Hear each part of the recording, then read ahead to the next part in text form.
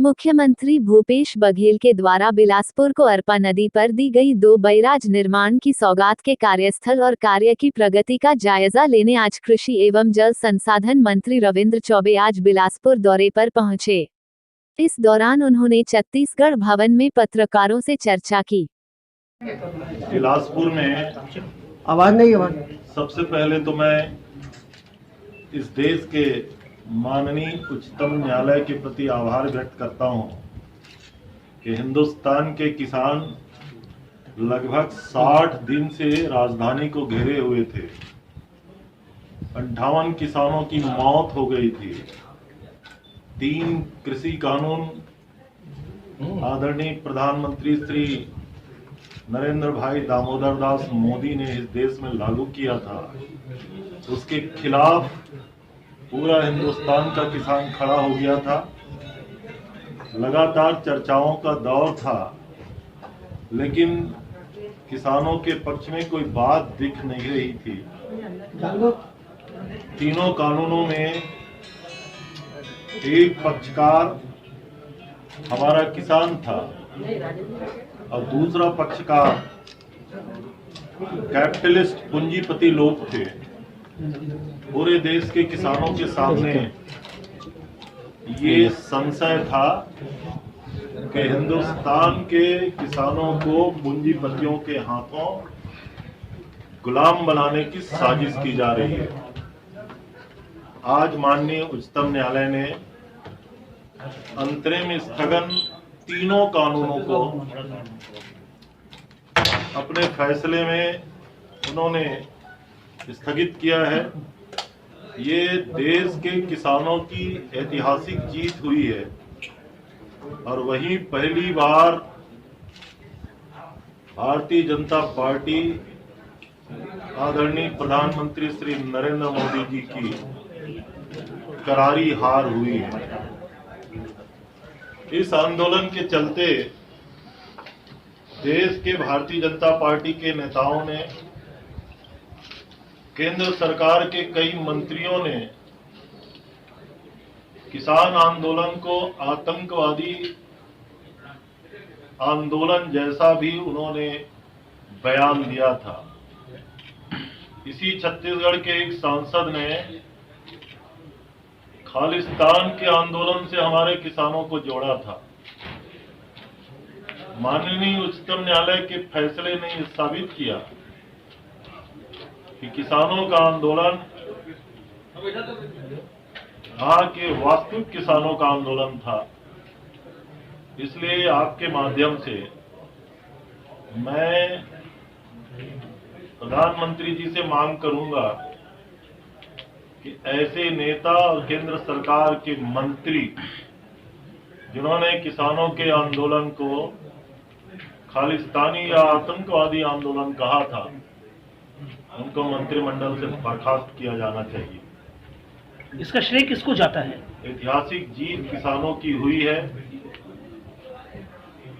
अब हम चाहते हैं और मांग भी करते हैं कि माननीय उच्चतम न्यायालय ने कहा है कि कमेटी बनेगी और उनके सामने ये सारी बातें लाई जाएंगी, किंतु प्राथमिक तौर पे केंद्र सरकार की पराजय को देखते हुए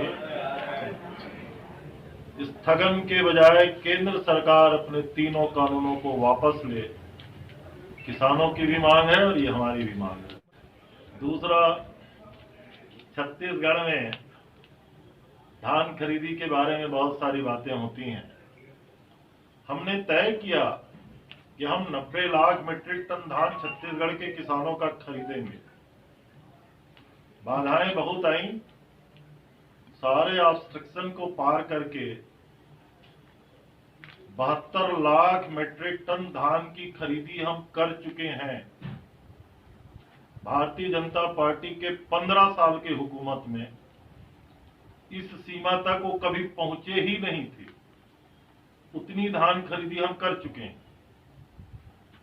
बारदाने का संकट था, हमने निर्णय लिया कि किसान के पुराने बारदानों से भी हम धान खरीदी करेंगे और इसीलिए कतिपय एक दो जगहों को छोड़ के प्रदेश में सुचारू धान की खरीदी संचालित हो रही है और हमने जो तारीख तय किया है धान खरीदी का, मुझे ऐसा लगता है कि 90 लाख मीट्रिक टन धान उस तारीख के एक सप्ताह पहले ही छत्तीसगढ़ सरकार खरीद लेगी। धान खरीदी में जो रकबा घटा है उसके लिए जिम्मेदार कौन है? राजस्व विभाग जिम्मेदार है, सहकारी बैंक जिम्मेदार है कि कृषि विभाग? मुझे लगता है कि आपके प्रश्न में ही आपका उत्तर है। मंत्री जी, समस्या तो अभी खत्म नहीं हुई है, न धान का उठाव हो रहा है, न फूड कारपोरेशन चावल ले रहा है, तो समस्या को कैसे सुलझाएगी? देखिए,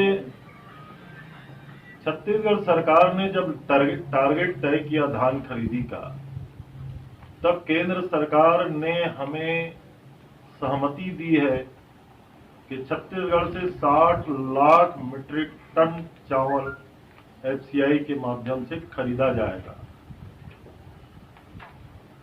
माननीय प्रधानमंत्री जी से आदरणीय मुख्यमंत्री जी ने चर्चा की है। 24 लाख मीट्रिक टन की अभी अनुमति मिली है, उठाव इसीलिए शुरू हो गया है। अब प्रधानमंत्री जी के से चर्चा होने के बाद हम ऐसा सोचते हैं, छत्तीसगढ़ सरकार के ये सोचना है कि अपने लिखित कमिटमेंट में केंद्र सरकार पीछे नहीं हटेगी। इसलिए हम भरोसा कर सकते हैं कि आने वाले समय में हमारा पूरा चावल केंद्र सरकार रमलाल कौशिक जी का आरोप है कि आप लोग पिछले सत्र का ही अभी चावल जमा नहीं किए हैं, नए चावल का अनुमति की बात तो कहीं करे ही ना, तो पुराना चावल आपने क्यों नहीं जमा किया है? अब आज जैसे मैं पिछली बार मैंने आपको बताया था कि चावल जमा करने की जो तिथियां थी वो नवंबर महीना था।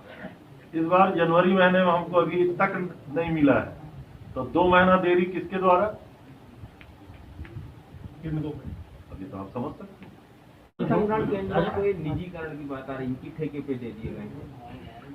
छत्तीसगढ़ में ऐसा अभी कहीं पे आदेश हुआ नहीं। सर, चाटापारा निकट का आपने अगस्त में घोषणा किया था ईएनसी लेवल पे जांच का, आज 7 महीने हो गए हैं, उस रिपोर्ट का कुछ पता नहीं चल पा। प्रक्रियाधीन है जी। चौथा, किसानों को कब मिलेगा? और दूसरा सवाल यह भी है कि सत्र में क्या विशेष तौर पे किसानों के लेकर के सरकार आएगी? 2 बातें हैं हमने तय किया है। पिछले बजट में हमने 5,700 करोड़ रुपया 2,500 रुपये की राशि देने के लिए राजीव गांधी किसान न्याय योजना हमने बजट में लॉन्च किया और हमने प्रावधान किया। हर बार हम केंद्र सरकार से आग्रह कर रहे हैं कि हमें ये राशि देने की अनुमति दिया जाना चाहिए।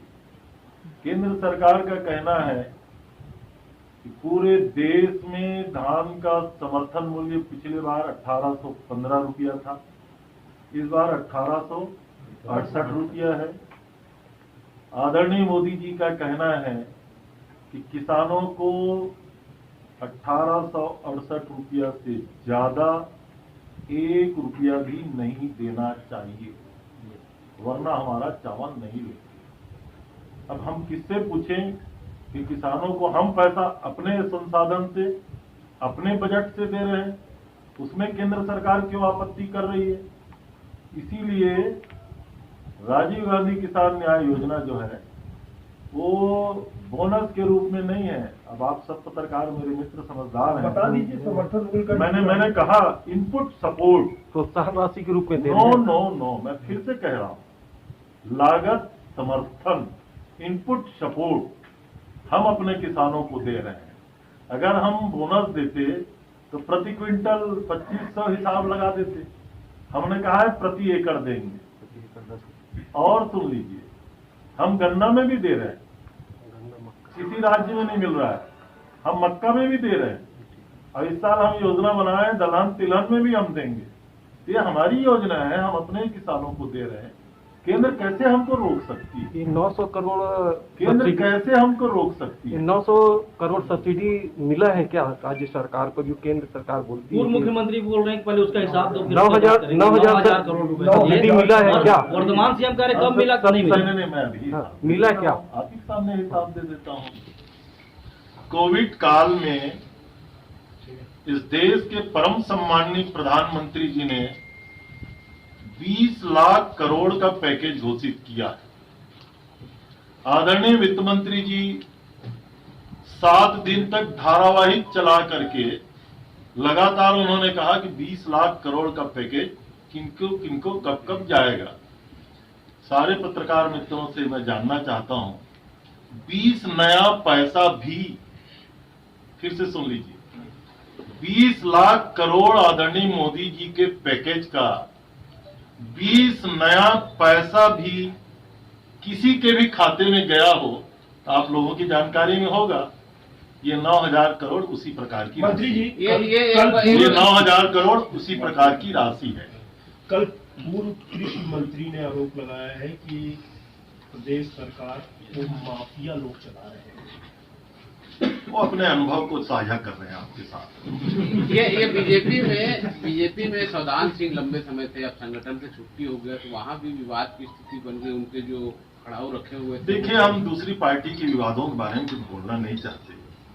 हम तो उस समय विधानसभा के भी सदस्य थे जब छत्तीसगढ़ राज्य बना था।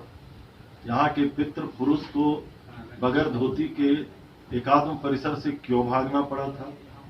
आज जो देश के प्रधानमंत्री हैं, एकात्म परिसर में उनको छुपना क्यों पड़ा था, उनकी गुटबाजी के बारे में मुझे कुछ कहना नहीं चाहिए।